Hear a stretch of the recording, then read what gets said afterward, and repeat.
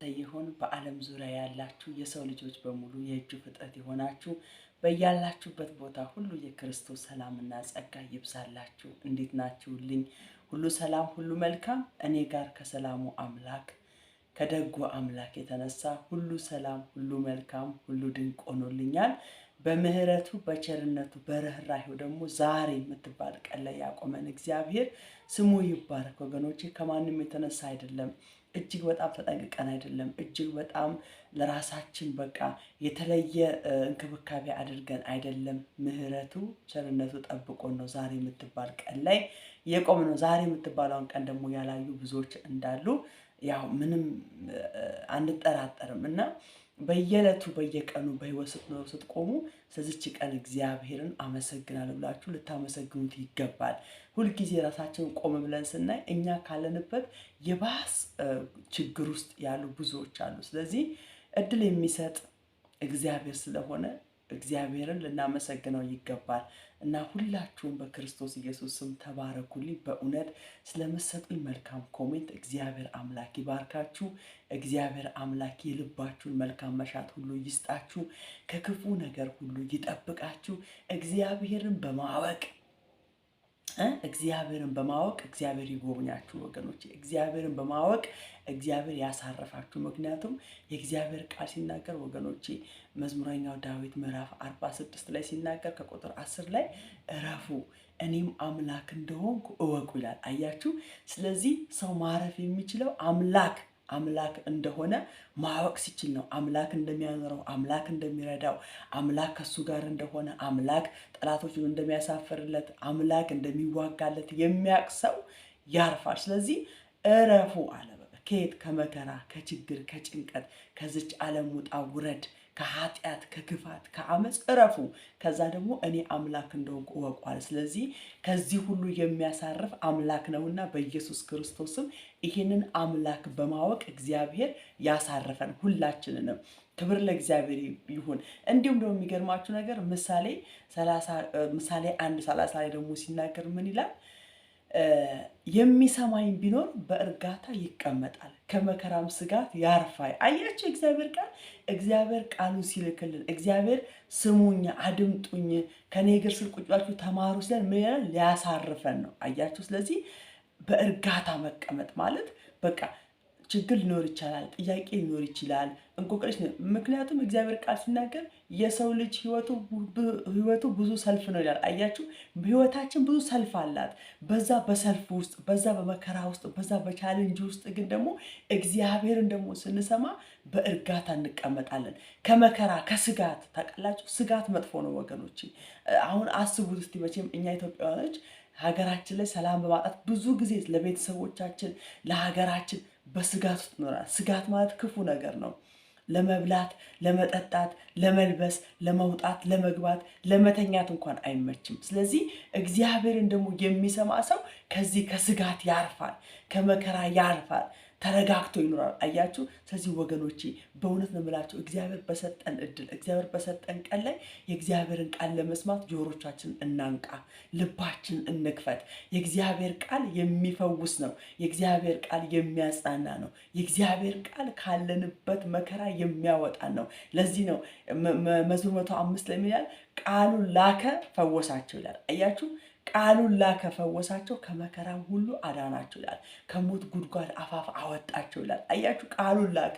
ቃል ማለት እኔ አሁን እዚህ ጋር የእግዚአብሔርን ቃል እየተናገርኩ ነው። እናንተ ግን በተለያየ ዓለም ዳርቻ ያላችሁት እየሰራችሁ ተኝታችሁ ብቻ የሆነ ነገር እየሰማችሁ ግን ይሄ ቃል ወደ እናንተ አሁን መጥቷል። ስለዚህ ይሄንን ቃል ከራሳችሁ ጋር አዋህዳችሁ የእውነት የአምላኬ ቃል ነው፣ የእውነት ይሄ ቃል የሚሰራ ነው፣ ሕያው ነው ብላችሁ ከተቀበላችሁ ካላችሁበት ከየትኛውም ነገር ያወጣችኋል። ስለዚህ ቃሉን እየላከ ሁልጊዜ በባሪያዎቹ የሚፈውሰን፣ የሚያጽናናን፣ የሚዳስሰን፣ ተስፋ ስንቆ ተስፋችን የሚያለመልም፣ ስንደክም የሚያበረታን የልዑል ቃል የተባረከ ይሁን። በእውነት የቃሉ ባለቤት እግዚአብሔር ስሙ ይባረክ። እንደ አምላካችን እንደ እግዚአብሔር ያለ ማንም የለም። እኔ ወገኖቼ ስለ እግዚአብሔር ቃል ሳስብ እገረማለሁ፣ እደነቃለሁ። እውነቴን ነው የምላችሁ። ሁልጊዜ የእግዚአብሔር ቃል ባይኖር ምን እንሆን ነበርናል? በቃ ተስፋ ቆርጠን ስንደክም አይዟችሁ ተስፋ አትቁረጡ፣ እኔን ተስፋችሁን እኔ ላይ አድርጉ ይለናል። ያኔ ልባችን እርፍ ይላል። ስለዚህ ይህንን ልምምድ ሁላችንም እንድንለማመድ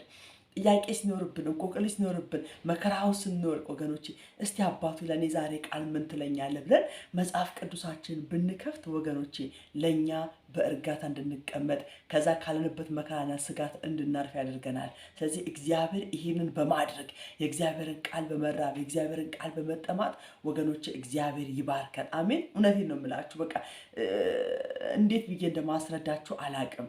ስለዚህ ይሄ ቃል ደግሞ በቃ ለሁሉ መልስ ያለው በቃ ፓወርፉል የሆነ ቃል ነው። እውነቴን ነው የምላችሁ፣ ያሳርፋል የእውነት። ስለዚህ ጌታ እግዚአብሔር ይባርካችሁ፣ ተባረኩልኝ። እንግዲህ በጾም ወቅት ስለሆነ እንግዲህ ያለ ነው።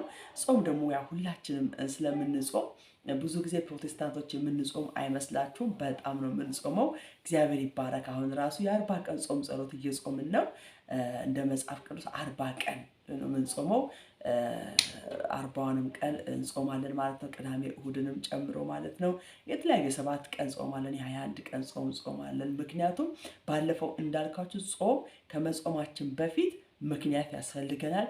ከጾምን በኋላ ደግሞ ውጤት ልናውቅ ይገባል እንጂ ጾም ዝም ተብሎ በዚህ ወር መጾም አለበት በዚህ ቀን መጾም አለበት አይባልም። በግላችንም ብያችሁ የሆነ ጥያቄ ሲኖርብን እንቆቅልሽ ልባችን ላይ የከበደብን ነገር ቻሌንጅ ውስጥ ስንገባ በጾምና በጸሎት ከአምላካችን ጋር በግላችን በቤታችን የ3 ቀን ጾም ጸሎት የ7 ቀን ውስጣችን እንደፈለገ በደረቅ ጾም ከፈለግን ደግሞ ማታ እየበላን መጾም እንችላለን። ምክንያት ሲኖርን ባለፈው ስለ ዳዊት አንብቤላችኋለሁ እና እውነተኛ ጾም ደግሞ በሚል ደግሞ ዛሬ እንማማራለን። ክብር ለእግዚአብሔር ይሁን። የቃሉ ባለቤት እግዚአብሔር የተባረከ ይሁን። ኢሳይያስ 58 ላይ እውነተኛ ጾም ይላል። ይህንን ክፍል እየቋረጥኩ ቪዲዮ እንዳይበዛባችሁ አጠራጥር አድርጌ እንማማራለን። እስቲ ሁላችሁም በሚመቻችሁ ሰዓት መጽሐፍ ቅዱሳችሁን አንብባችሁ እንድታነቡ እጋብዛችኋለሁ። በጌታ ፍቅር ደግሞ ሰምታችሁ ስለምትታዘዙ ተባረኩ እና እውነተኛ ጾም ይላል። በኃይል ጩህ፣ ምንም አታስቀር፣ ድምፅህን እንደ መለከት አሰማ። ለሕዝቤ አመፃቸውን ለያዕቆብ ቤት ኃጢአታቸውን ተናገር። ዕለት በዕለት ይፈልጉኛል፣ መንገዴን ለማወቅ የሚጓጉ ይመስላሉ። ትክክለኛውን ነገር እንደሚያደርግ የአምላኩንም ትእዛዝ እንዳልተወ ሕዝብ ሁሉ ተገቢ የሆነ ፍትህ ይለምኑኛል። እግዚአብሔር ወደ እነርሱ እንዲቀርብ የሚወደውም ይመስላሉ። አንተ ካልተቀበልከው ስለምን ብለን ጾምን? አንተ ጉዳይ ካልቆጠርከው ስለምን ራሳችንን አዋረድን ይላሉ ይላል። ክብር ለኢየሱስ ይሁን። እስከ 3 ነው ያነበብኩላችሁ። ኢሳይያስ 58 ከ1 እስከ 3 በዚህ ባለው ቃል እንነጋገርና በሚቀጥለው ደግሞ እንማማራለን። እዚህ ጋር ምን አለ? እውነተኛ ጾም በኃይል ጩህ አለ። ምንም አታስቀር። ጩህ ማለት ጸልይ፣ ቃት፣ ማልድ ማለት ነው። ከዛ በኋላ ድምፅን እንደ መለከት አሰማ። ድምፅ ይሰማ ስትጸልይ። ከዛስ በኋላ ደግሞ ለሕዝቤ አመፃቸውን አየ። በአመፃ ውስጥ ላሉት ሕዝብ፣ በኃጢአት ውስጥ ላሉት ሕዝብ፣ በክፋት ውስጥ ላሉት ሕዝብ ደግሞ ጭውላቸው፣ ቃትላቸው፣ ማልድላቸው። ስለነሱ በእግዚአብሔር ፊት በምህረት ውደቅ። አያችሁ። ከዛስ ለያዕቆብ ቤት ኃጢአታቸውን ተናገር። ኃጢአታቸውን እግዚአብሔር ቃል ሲናገር ምሳሌ ላይ ኃጢአቱን የሚናዘዝ ይለማል ይላል። አያችሁ። ስለዚህ ኃጢአታችንን በእግዚአብሔር ፊት ልንናዘዝ ያስፈልጋል። ባሪያው ዳዊት ኃጢአቱን በእግዚአብሔር ተናገረ፣ አንተን ብቻ በደልኩ አለ። በፊት ክፋትን አደረግኩኝ፣ ስለዚህ ማረኝ፣ ይቅር በለኛል። ስለዚህ እኛም ስለ ራሳችንም በአመፅ ውስጥ በርኩሰት ውስጥ ላሉ ሰዎች ኃጢአታቸውን እግዚአብሔር ይቅር እንዲላቸው ልንማልድላቸው ይገባል። ስለነሱ ልንጸልይ ይገባል። አያችሁ፣ ጾም ማለት ይሄ ነው። ከዛ በኋላ ደግሞ ምን አለ? የአምላኩን ትእዛዝ እንዳልተወ ሕዝብ ሁሉ። አያችሁ፣ የአምላክን ትእዛዝ ትተናል፣ ግን ትታችኋል። የኔን ትእዛዝ ትታችኋል፣ የኔን ትእዛዝ አታከብሩም፣ ግን ደግሞ ትጾማላችሁ፣ ግን ደግሞ ለምን አትሰማኝም ትላላችሁ እያሉ እግዚአብሔር ቃል እዚህ ጋር። ከዛ በኋላ ተገቢ የሆነ ፍትህ ይለምኑኛል። አያችሁ፣ ይሄን ፍረድልኝ፣ ይሄን አድርግልኝ ብለው ተገቢ የሆነውን ፍትህ ይለምኑኛል አለ እግዚአብሔር። ግን አለ ደግሞ ፍትህ ይለምኑኛል፣ እግዚአብሔር ወደ እነርሱ እንዲቀርብ የሚወዱ ይመስላል። አያችሁ፣ እግዚአብሔር ወደ እነርሱ እንዲቀርብ የሚፈልጉ ይመስላሉ። ሲጾሙ ምን ሲሉ በቃ በጾማቸው እግዚአብሔር ወደ እነሱ እንዲቀርብ ይፈልጋሉ። እግዚአብሔር ጥያቄዎቻቸውን እንዲመልስ፣ እግዚአብሔር ጾም ጸሎታቸውን እንዲቀበል ይፈልጋሉ አለ። ኢየሱስ ክርስቶስ ጌታ ነው። የሚወዱ እንደዛ የሚወዱ ይመስላሉ ናቸው አይደለም፣ ይመስላሉ። ወገኖች በክርስትና ዓለም ላይ መምሰልና መሆን ይለያያል። ክርስቲያንን መምሰልና ክርስቲያን መሆን ይለያያል። ክርስቲያን መሆን ማለት ክርስቶስን መምሰል በህይወታችን የሚገለጥ ነገር ነው። መምሰል ማለት ማስመሰል ማለት ነው። በክርስትና ዓለም ላይ እግዚአብሔርን ማስመሰልን አይወድም። ሲጀመር እግዚአብሔር አይሸወድም። እግዚአብሔርን ማንም ሊሸውደው አይችልም። ስለዚህ ማስመሰል ሳይሆን መሆን ይሁንልን። ስለዚህ እዚህ ጋር ይመስላሉ ነው የሚለው አያችሁ። ከዛ በኋላ ደግሞ አንተ ካልተቀበልከው ስለምን ብለን ጾምን። አያችሁ በቃ አንተ ጾማችንን ካልተቀበልከው፣ አንተ የማትሰማን ከሆነ ስለምን ጾምን፣ ስለምን ተራብን። ከዛ በኋላ ደግሞ አንተ ከጉዳይ ካልቆጠርከው ስለምን ራሳችንን አዋረድን ይላሉ። ጾም ያለውኝ ጾሜን ካልተቀበልከው ስለምን ጾምኩኝ፣ በፊት ራሴን ሳዋረድ አንተ ካልተቀበልከው ስለምን ይላሉ ይላል እግዚአብሔር ቃል እዚህ ጋር አያችሁ።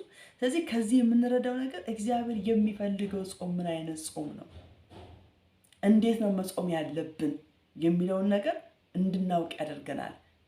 ስለዚህ አሁን ቪዲዮ ስለበዛ በዚህ ያበቃለን። በሚቀጥለው ደግሞ ከ4 ጀምሮ ከዛ 3 ልጨርስላችሁ።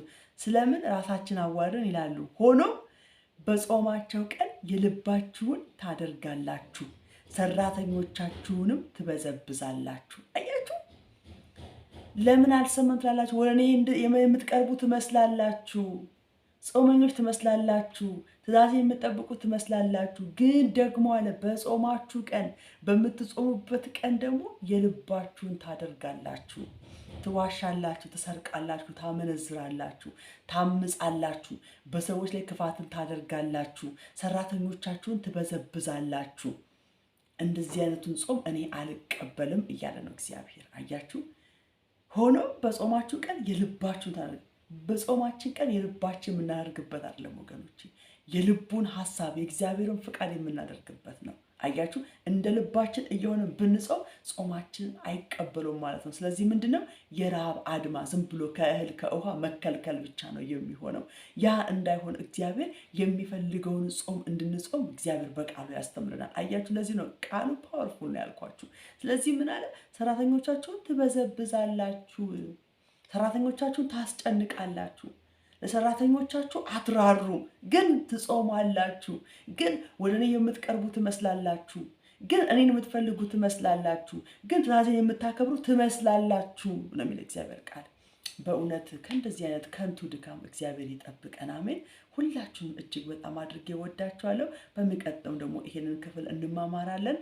ስለምታደርጉት መልካም ነገር ሁሉ እግዚአብሔር ይባርካችሁ። ተባረኩ፣ ተከናወኑ።